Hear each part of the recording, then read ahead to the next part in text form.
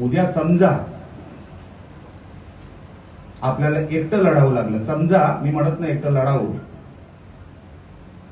तर आपली तयारी असली पाहिजे.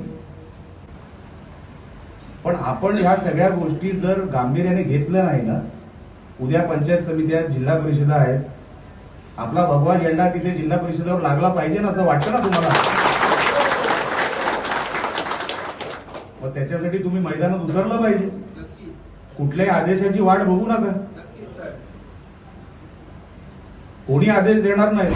उद्या समजा आपल्याला एकटं लढावं लागलं, समजा मी म्हणत नाही एकटं लढावं, तर आपली तयारी असली पाहिजे.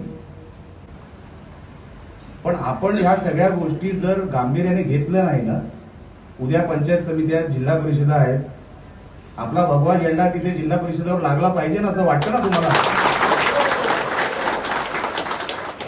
मग त्याच्यासाठी तुम्ही मैदानात उतरलं पाहिजे. कुठल्याही आदेशाची वाट बघू नका. कोणी आदेश देणार नाही.